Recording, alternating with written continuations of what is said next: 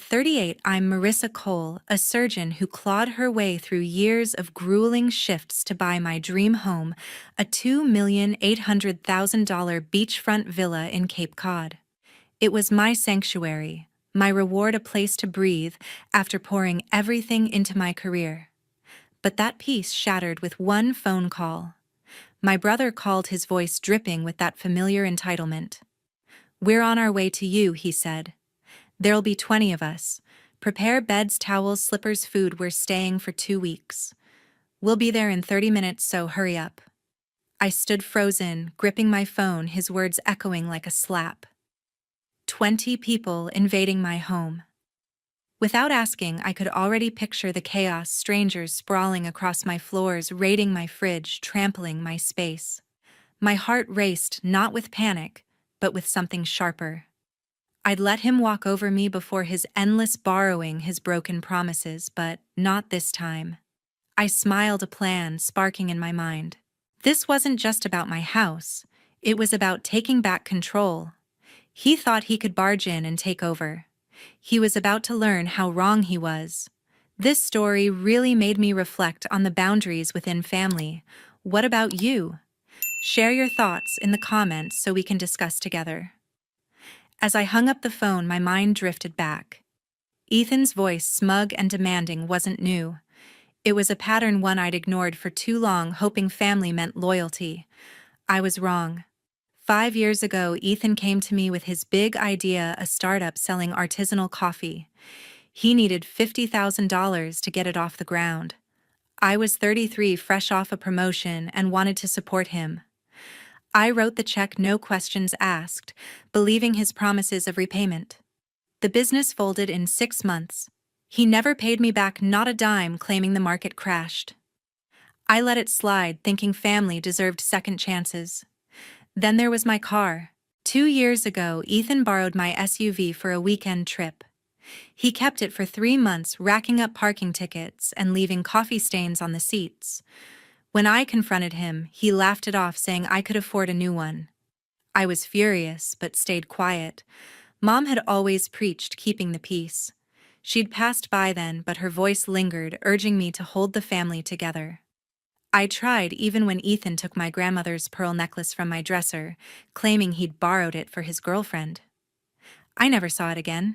He didn't even apologize, just shrugged like it was nothing. The worst was his son, Caleb. At 16, Caleb needed tuition for a private school. Ethan was too busy blowing money on sports betting to care. I paid the $20,000 bill, thinking of Mom, who'd always wanted the best for her grandson. Ethan thanked me with a half-hearted text, then bought himself a new watch. I saw it on his wrist at a family dinner, gleaming, while Caleb's school fees drained my savings. Each time, I told myself it was the last favor. But Ethan kept coming back, banking on my success, my stability, my silence.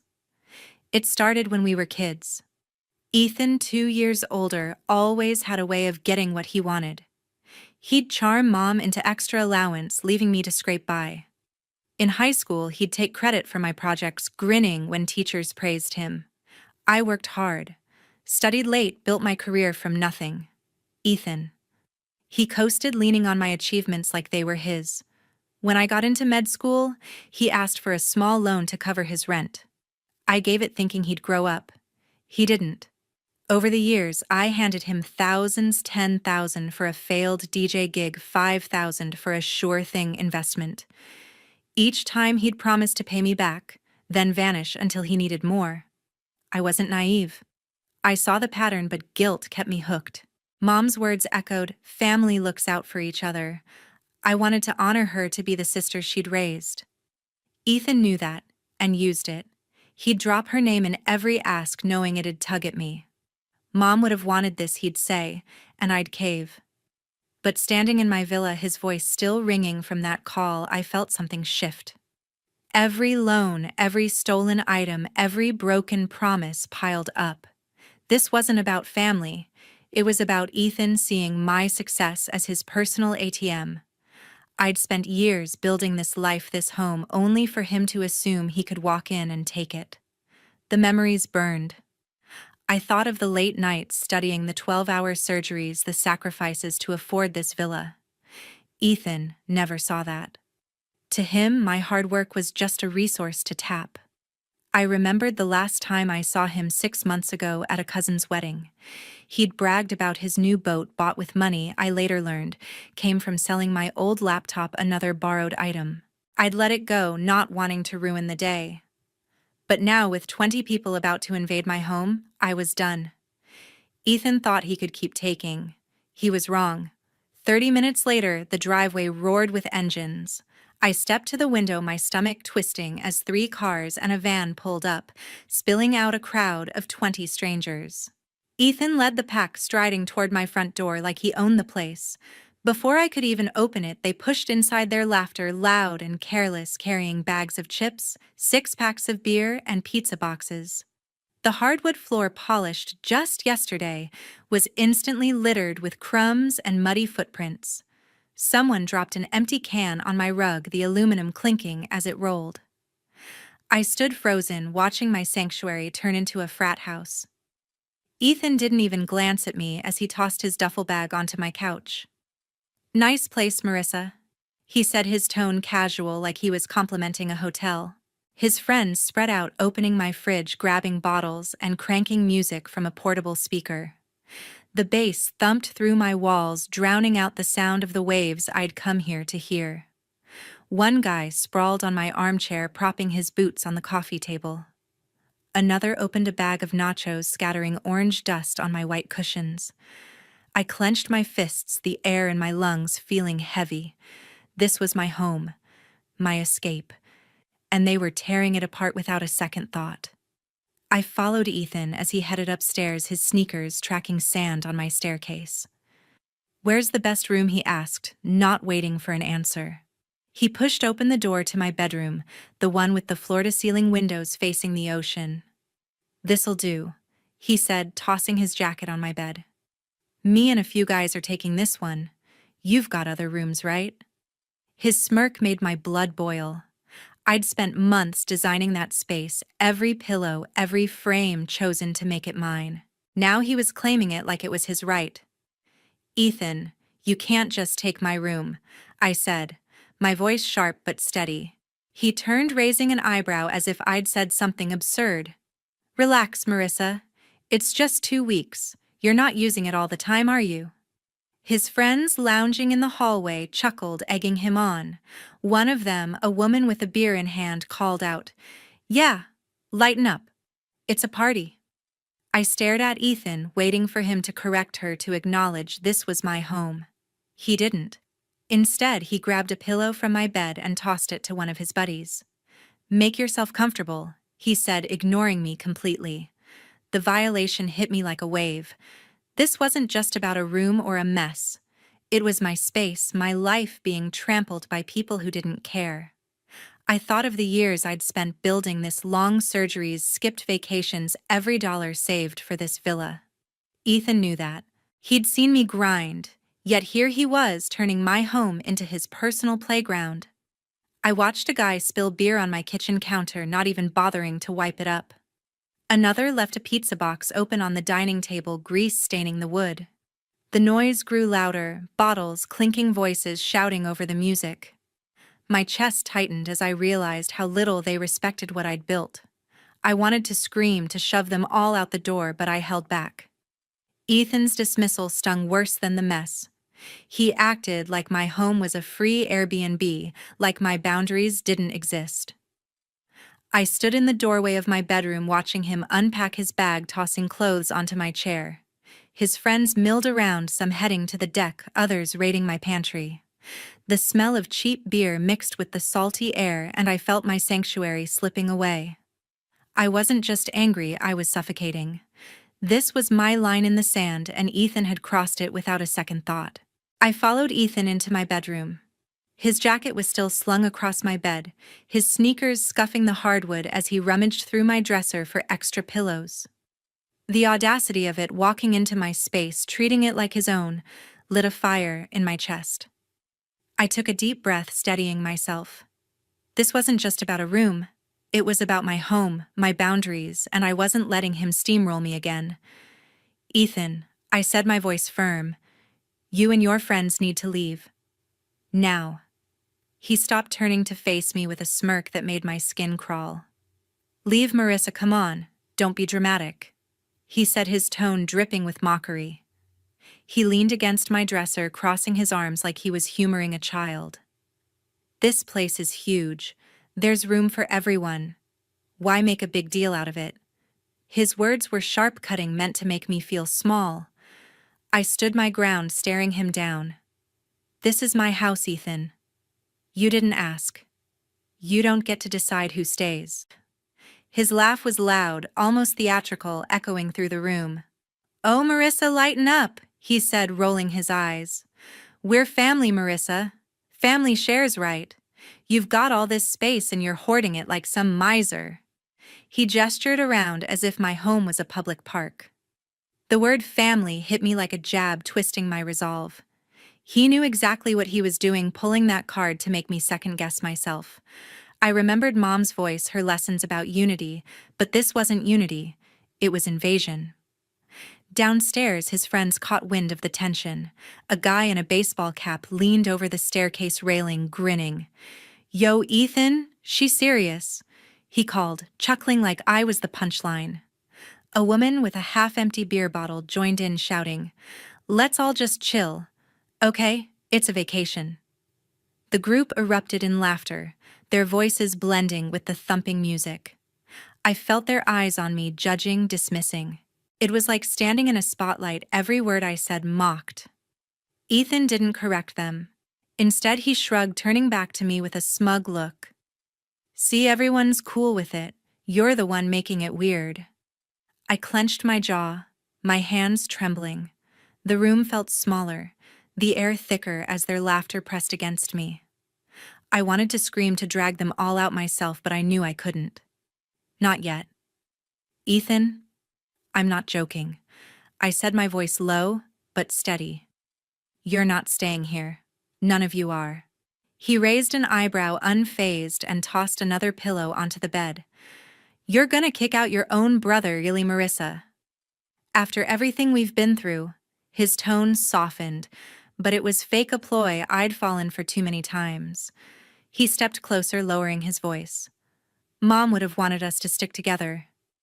You know that. That was the knife he twisted. Mom. He always brought her up when he wanted something. I saw her face in my mind, her warm smile, her endless patience. But I also saw the truth. She'd never have let him walk over me like this. My resolve hardened, but the weight of his words, the jeering from his friends, made me feel like I was drowning. I was 1 against 20, their voices loud, their presence overwhelming. For a moment I felt powerless, like every time I'd let him take and take without consequence. But something snapped inside me.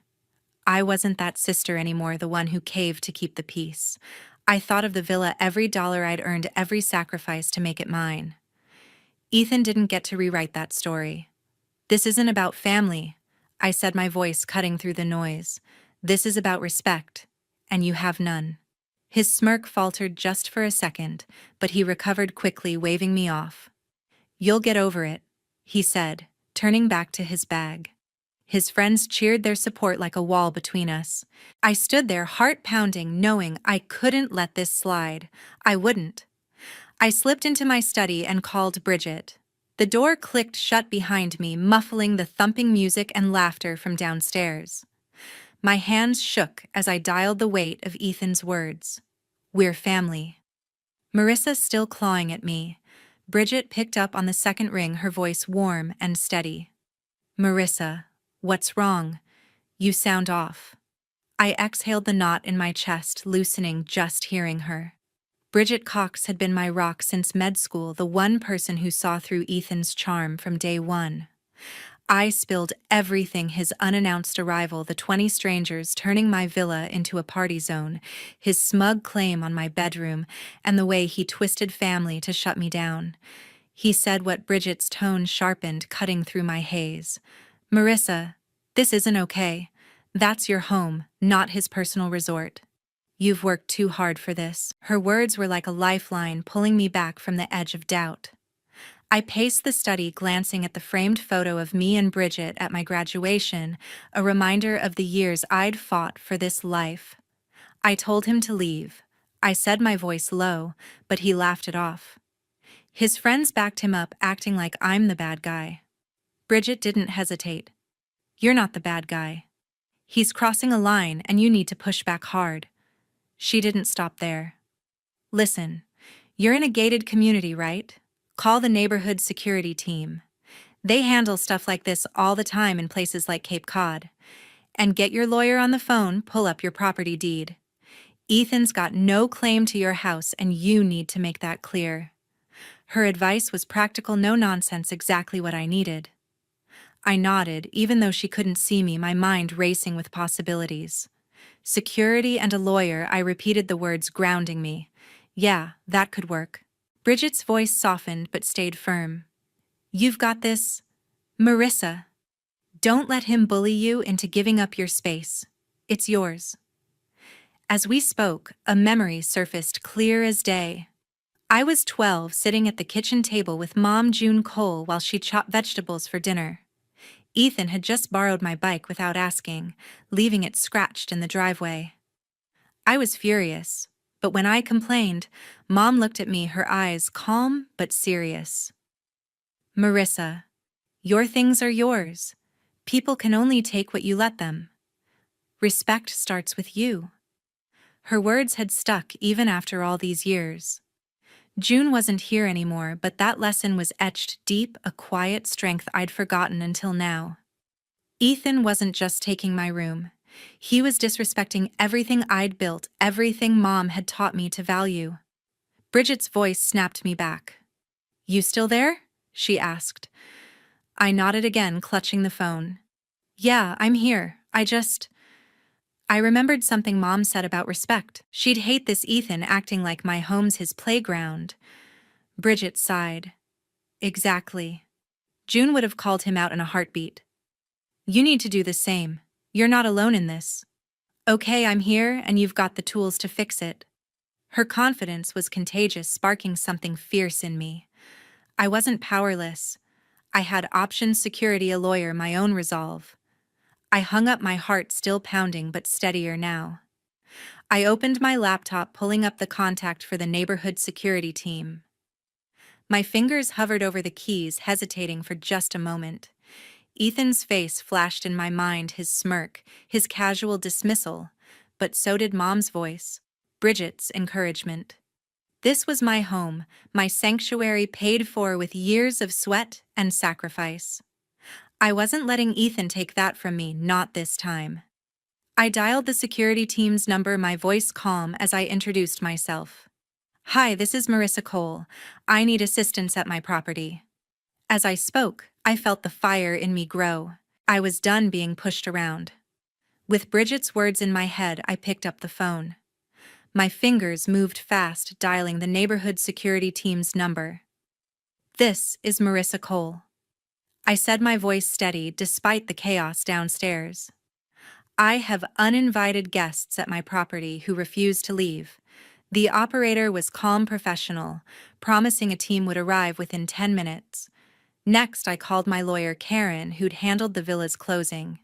Karen, I need you to confirm my property deed, I told her, explaining Ethan's invasion. She promised to email the documents within the hour, her tone sharp with indignation on my behalf. I opened my laptop, digging through files to find the deed myself, ensuring every detail was ready. This wasn't just a phone call. It was me drawing a line. I headed downstairs, the music louder now, a pulsing beat that rattled the windows. Ethan was in the kitchen, popping open another beer, his friends sprawled across my living room. I took a deep breath, steeling myself. Ethan, I said, standing in the doorway, I'm giving you one last chance. Take your friends and leave, or I'm escalating this. He didn't even look up, just took a swig from his bottle. Escalating, he said, his voice thick with sarcasm. What you gonna call the cops over a family visit? His friends snickered, one tossing a chip into his mouth, crumbs falling onto my rug. Their dismissal stung, but I held my ground. my resolve unshaken. The party didn't stop. Someone turned the music up, the bass vibrating through the floor. A woman danced on my coffee table, her drink sloshing onto the glass. Another guy rummaged through my pantry, pulling out snacks I'd bought for myself. The air was thick with the smell of beer and pizza, my sanctuary now a circus. I felt the pressure building, my heart racing as their laughter mocked my demand. Ethan leaned back against the counter, smirking. "You're wasting your time, Marissa," he said, waving a hand. "We're not going anywhere. Just enjoy the vibe." His casual arrogance was a slap, pushing me to act. I pulled out my phone, stepping back to capture the scene. I snapped photos of the mess, empty cans scattered on the counter, greasy pizza boxes stacked on the table, muddy footprints streaking the floor. I zoomed in on the woman on the coffee table, her heels scuffing the surface, and the guy raiding my pantry, bags of chips torn open. I even got a shot of Ethan, beer in hand, smirking like he owned the place. These weren't just pictures, they were evidence, proof of what he'd done to my home. I sent them to Karen, my fingers steady as I typed, "For the record, this is what I'm dealing with." She replied instantly, "Save those. They'll help if this goes legal." The noise grew louder, a new group of Ethan's friends shouting over a card game in the dining room. I stood in the corner watching them trample my space, my chest tight with frustration. Every laugh, every clink of a bottle felt like a challenge to my authority. I thought of Bridget's advice, security lawyer proof, and felt a surge of clarity. Ethan thought he could ignore me, but I wasn't backing down. I checked my email. Karen's message had arrived, the deed attached confirming this villa was mine, not his. I clutched my phone, the photos and documents a shield against his entitlement. Time was ticking, security would be here soon, and I was ready to end this. 10 minutes later, the security team arrived. 2 black SUVs pulled into the driveway, and 3 uniformed officers stepped out, led by Officer Craig Spencer. His broad frame filled the doorway as he knocked, his voice calm but commanding. "Ms. Cole, we're here about your call." I opened the door, my heart steady despite the chaos inside. The music still blared, and Ethan's friends lounged across my furniture, oblivious to the shift. I handed Officer Spencer my property deed, the pages crisp in my hand. "These people are trespassing," I said, pointing to the crowd. "I've asked them to leave, and they refused." Officer Spencer scanned the deed, nodding. "All right, folks." He called out, his voice cutting through the noise. "This is private property. You need to pack up and leave now." The music stopped abruptly, and a hush fell over the room. Ethan pushed through his friends, his face red with anger. "You're kidding me, right?" he snapped, glaring at me. "Marissa, you called security. On your own brother." His voice dripped with betrayal, but I saw through it, another attempt to twist the narrative. "You didn't give me a choice." "Ethan," I said, my tone even, "this is my home." His friends stirred, some muttering, others grabbing their bags. But not all complied. A guy in a hoodie, swaying from too many drinks, stumbled and spilled red wine across my cream-colored rug, the stains spreading like blood. Another, trying to steady him, knocked a glass figurine off my coffee table, scratching the surface with a sharp screech. I winced but stayed focused, snapping a quick photo of the damage with my phone. Ethan saw me and scoffed. "Really documenting like some paranoid landlord? You're pathetic, Marissa." His words stung, but I kept my composure, nodding to Officer Spencer. "That's more evidence," I said quietly. Ethan wasn't done. He pulled out his phone, typing furiously. "Let's see how your precious reputation holds up," he sneered, hitting send. My phone buzzed seconds later with a notification from a social media platform. His post popped up, a photo of my villa with the caption, "My sister's so selfish she's kicking out family to keep her fancy house to herself." Ungrateful. The words hit hard, painting me as the villain to his followers. I felt a surge of anger, but I pushed it down. This wasn't about his online tantrum, it was about my home. "Officer Spencer," I said, showing him the post, "he's slandering me now." The officer frowned, jotting notes. "We'll address that later." Let's focus on clearing the property. The security team moved in, directing Ethan's friends to gather their things. Some complied, slinging backpacks over their shoulders, but others lingered, egged on by Ethan's defiance. "This is ridiculous," he shouted, pacing the living room. "Marissa, you're throwing away family for what, a house?" His voice cracked, but I saw the performance he was playing the victim just like always. I stood by Officer Spencer, my arms crossed. "It's not just a house, Ethan. It's mine, and you don't respect that." My voice was calm, unshaken, even as his friends shot me dirty looks. The officers began escorting people out, checking IDs to ensure no one stayed behind. A woman protested, claiming she'd just spilled a little wine, but Officer Spencer was firm. "Ma'am, you're leaving now." I followed them, watching as the group shuffled toward the cars, some muttering curses, others laughing like it was a joke. Ethan was the last to move, grabbing his duffel bag with a scowl. "You'll regret this, Marissa," he said, his eyes cold. I didn't flinch. "No, Ethan. You will." The officers guided him out, and the door shut behind them, the silence deafening. My home was mine again, but the fight wasn't over. As the last car pulled out of the driveway, silence returned. The villa felt eerily still, the absence of music and laughter almost deafening. I stood in the doorway, watching the dust settle, my heart heavy but resolute. My home was mine again, but the cost was clear. I stepped inside, the weight of the day settling over me, and began assessing the damage. The cream-colored rug in the living room bore a deep red wine stain, its edges frayed from careless steps. The glass coffee table, once pristine, now had a long, jagged scratch across its surface, glinting in the afternoon light. I ran my fingers over the mark, my stomach twisting at the sight. Every scuff, every stain was a reminder of Ethan's disregard. I grabbed a bucket and cleaning supplies, starting with the rug. The wine wouldn't budge, no matter how hard I scrubbed the fabric, soaking up my frustration. I moved to the table, wiping down the smudges, but the scratch remained a permanent scar. The kitchen was worse. Empty cans littered the counter, and greasy fingerprints smudged the cabinets. I worked in silence, each swipe of the cloth grounding me, reclaiming my space. This wasn't just cleaning, it was erasing the invasion piece by piece. But as I swept the floor, I knew some things couldn't be undone. Ethan had crossed a line I couldn't forgive. I opened my phone and blocked his number. The decision was heavy, like cutting a thread I'd held onto for years. Family was supposed to mean something, but Ethan had twisted that bond into a weapon.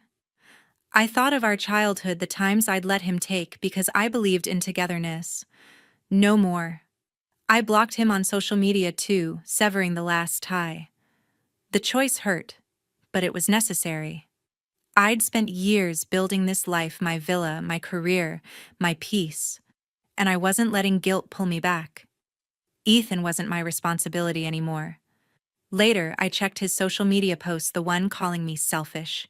It had backfired. Comments flooded in, strangers and mutual acquaintances alike calling him out. "You showed up uninvited with 20 people. That's not family, that's entitlement," one wrote. Another said, "She worked for that house. Respect it." His followers, the same ones who'd cheered him on, now questioned his story. A few even messaged me, offering support, appalled at his behavior.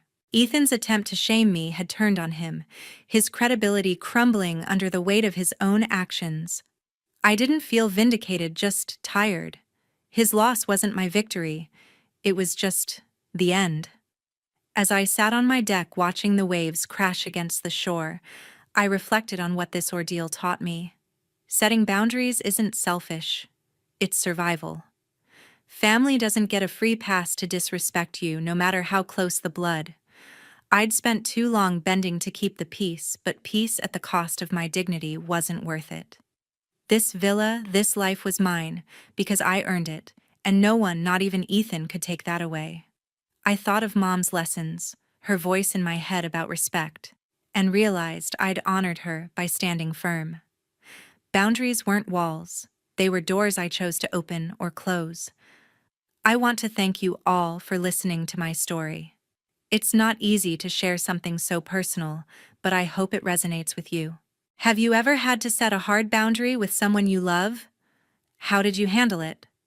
Drop your thoughts in the comments. I'd love to hear your stories. And if this moved, you please hit that subscribe button.